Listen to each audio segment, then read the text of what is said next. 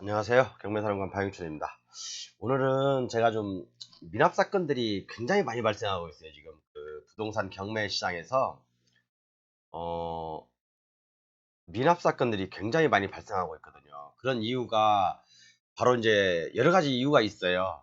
근데 제가 봤을 때는 그래요. 특히 이제 아파트 같은 경우 얼마 전에 정왕동에도 제가 이제 그 미납 사건은 아니지만 정말로 생각 위로 강하게 낙찰을 받은 사례가 있더라고요. 어, 실질적으로 2011년, 2021년 10월 거래가가 예를 들은 거예요. 이제 2억 1000에, 2억 3천에 거래가 됐는데, 이것도 달랑 한 건이에요. 3개월 만에. 3개월 동안 달랑 한 건 있는 아파트 단지 안에서 어떤 분이 낙찰을 2억 7천에 받았어요. 어마어마한 거죠. 그죠? 그런데 제가 이제 엊그제 그 부동산 실거래 국토해양부 실거래 공개 시스템을 보니까 좀 놀라운 사실 하나 발견했어요. 이게 바로 뭐냐면 우리가 이제 그 금관구라고 하죠. 금관구. 금관구. 금천구, 관악구, 구로구. 그러니까 중저가 아파트들이 서울에서 굉장히 많이 밀집돼 있고 매매도 가장 많이 일어나는 곳이죠. 그러니까 중산층들이 제일 많이 살고 있는 곳이 바로 금관구, 금천구, 관악구, 구로구인데 관악구 예를 하나 들어볼게요. 보니까요. 제가 봤어요. 그래서 표를 한번 만들어 봤어요. 11억 6천만 원에 거래됐어요. 9월 달에. 4층이. 그런데 물론 15층하고 4층하고는 가격 차이가 많이 나겠죠. 그런데 11월 달에 거래된 최근 거래 보면 10억 3천만 원. 어, 저는 이제 부동산 아파트 가격 지금까지 이렇게 쭉 올해 한 8월, 9월, 10월까지 올랐다고 한다면 이제는 더 이상 여기서 뻗어가지 못할 것이다라고 저는 말씀을 드렸고요. 이거 너무 위험하다. 실질적으로 배곡 같은 경우는 이런 서울 금관구보다도 더 비싸잖아요. 저는 그 이유를 뭐 사실은 어떻게 뭐 논리적으로 설명할 수는 없겠어요. 그리고 아파트하고 주식이 차이점이 있어요. 아파트하고 주식이 이제 아파트 같은 경우는 예를 들어서 10월 달에 이게 10억에 거래됐어. 딱 한 건이야. 그럼 11월 달에 뭐 거래가 없었어. 그럼 이제 이것도 10억으로 계속 유지되는 거죠. 만약 12월 달에 뭐 13억에 거래됐어. 이것도 딱 한 건이야. 그 많은 가구 수 중에, 예를 들어서 1000가구 중에, 1000단지 중에 이 한 가구, 한 세대 한 세대 거래되는 것들이 어떻게 보면 대표성을 띈다는 그런 단점이 있어요. 그렇지만 주식은 고점이든 저점이든 수많은 거래하는 사람들이, 상대방들이 있죠. 그랬더니 주식은 어떻게 보면 그때그때 실적이라든가 아니면 그런 상황에 따라서, 시장의 상황에 따라서 아주 객관적인 어떤 그런 시세를 반영한다고 보지만 주택은 어떻게 보면 점조직처럼, 그죠? 한 건만 예를 들어서 이제 어떤 뭐 일정 지역이 있어요. 일정 지역이 있는데 뭐 10월 달에 한 건 딱 거래됐어. 또 이쪽 지역이 한 3,000세대 딱 한 건 거래됐어. 이게 뭐 10억에 거래됐어. 이것도 10억에 거래됐어. 그러면 사람들은 이게 시가인 줄 알아요. 물론 맞죠. 거래된 가격이니까. 실거래가는 맞죠. 그렇지만 여러분, 이게 1000명 중에, 1000가구 중에, 또는 뭐 500가구 중에 한 건이 거래된 게 과연 대표성이 있을까요? 상징성이 있을까요? 그러면 예를 들어서 이 10억짜리가 갑자기 뭐 8억에 거래됐어. 7억에 거래됐어. 그럼 이것은 어떻게 설명하실 거예요? 그렇죠. 뭐 저처럼 아파트에서 뭐 눌러 살 사람들은 상관없어요. 사실 뭐 집값이 오르든 말든 신경 안 써요. 솔직히. 그런데 제가 보는 객관적인 어떤 그런 그 주관적인 시선은 그렇습니다. 경매 시장에서도 막 시세가 막 오른다고 하니까 사람들이 더 오르겠지, 더 오르겠지. 시세는 이만큼 거래됐는데 더 높게 써버려요. 그러다가 가격이 꺾이는 기미가 보이니까 미납해 버리는 겁니다. 이런 사건들이 지금 되게 많이 나와요. 경매 시장에서. 그런데 아니나 다를까 지금 정부에서 대출 규제도 많이 하고 있죠. 대출 규제. 그다음에 뭐 사실은 젊은 사람들은 집 사는 거 거의 포기해요.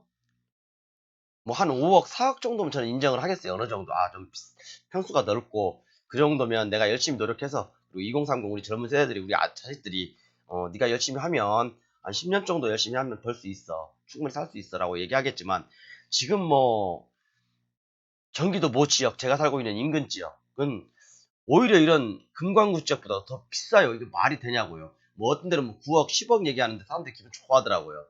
근데 그게 대표성이 있는 거래 가격입니까? 달랑 한 건 거래도 달랑 한 건. 그죠? 11월 달에 달랑 한 건 거래된 게 10억 3천인가 거래됐더라고, 이 인근에. 제가 살고 있는 인근에. 근데 사람들이 이걸 되게 좋아해요. 그죠? 콘크리트 뭐 30트럭이 10억짜리야? 저도 아파트 살고 있어요. 그렇지만 이건 너무하지 않나? 좀 이성을 찾아야 되지 않나? 뭐 18세기 중반에 유럽에서 튤립 열풍 있죠. 튤립 한 송이에 1000달러 간 적도 있어요. 비이성적인 어떤 작동이죠. 그리고 주식시장에서도 정말 폭등과 폭등, 뭐 점상, 따상, 뭐 그런 얘기 많이 나오죠. 그러다가 고향 앞으로 오는 경우가 수두룩하죠. 저는 이런 현상들, 자산 거품들이 지금 되게 심해지고 있어요. 코인도 마찬가지고, 부동산도 마찬가지고, 주식도 지금 사실은 좀, 위험한 수준인 거품이라고 생각해요. 물론, 주식은 이제 뭐, 여러 가지 업종도 있고, 테마도 있고, 그러다 보니까 돌아가면서 순환매를 하지만, 특히 이제 부동산이나 코인 같은 경우, 저는 전문가는 아니지만요, 이런 그 경매 사건에서 된 사례가 되게 많고, 그리고 지금 9월하고 10월에 거래된 서울의 대표적인 금광구 지역, 금천구, 관악구, 그다음에 구로구 이 지역에서 하락 거래가 지금 계속 제가 이거 말고도요. 구토양부 한번 실거래가 들어가 보십시오, 여러분. 그냥 우리가 보는 뭐 부동산 플랜이 거기서 뭐 달랑 우리 동네도 그래요. 우리 동네 달랑 5억 딱 떠 있으니까 기분 어우 좋아요. 그렇지만 이렇게 하락 거래되면 11억에 주고 샀는데 빠지면 이 사람들은 얼마나 가슴 아프겠어요. 그렇지만 이분도 잘못이 있어요. 사지 말라고 대출 규제하고 정부에서도 그렇게 수없이 정부를 했고 금리 오를 것이다. 어? 올릴 것이다. 지금 올리고 있잖아요. 정부에서도 집값 지금 비이성적이니까 사지 마세요. 지금은 비이성적입니다. 투기 세력이 가미돼 있습니다. 제가 봐도 투기 세력이 가미된 것 같아요. 왜 그러냐면 제가 사는 정왕동에도요. 각 단지마다 있잖아요. 그 아파트가. 제가 한번 봤거든요. 10월 달에 한번 봤어요. 각 단지마다 딱 한 건씩 거래돼, 한 건씩. 물론 거래 안 된 데도 있어요. 이것도 전달보다 호가를 뭐 1억 5천씩, 1억, 막 1억 5천씩, 1억 2천씩 높여서 호가를. 제가 이렇게 되면 저한테 반론을 제기하는 사람도 되게 많을 거예요. 집값을 가지고 하락하네, 뭐 그런, 감히 어디 그런 말을 제가 하겠습니까? 그렇지만 지금 현실 데이터가 그렇게 나오고 있는 거고요. 저도 자식을 키우고 있는 입장에서, 이렇게 집값이 거의 뭐 1년 만에 더블을 오른다?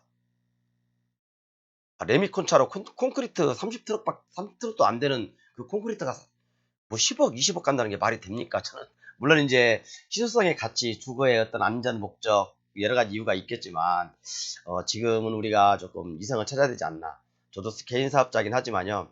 은행에서 한도를 줄였어요. 지금 저같이 신용이 우량한 사람들도 한도를 줄이고 있는 상황인데 과연 이게 그 집값이라든가 부동산 투자하는데 대출이 제대로 나오겠습니까?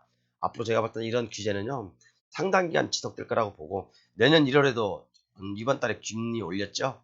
내년 1월 달 아니면 또 4월 달, 5월 달 대선 끝나자마자 아마 금리 상승폭은 굉장히 가파를 거라고 생각합니다. 왜 그러냐면 여러 가지 이유가 있죠.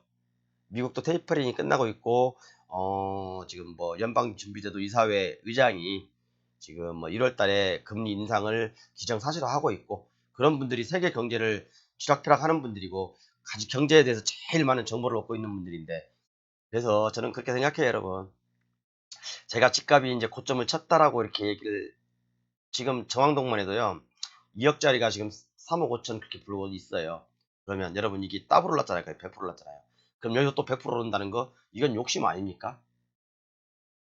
그렇죠. 저는 그렇게 생각해요. 욕심이라고. 우리 기성세대의 욕심이라고.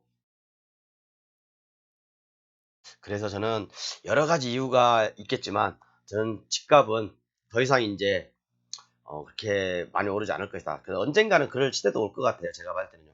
머지않아서 내년에 앞으로 3년 동안 신규로 주택 보급량이 250만 호예요. 250만 호. 경기도 서울권에서 어마어마한 양이죠.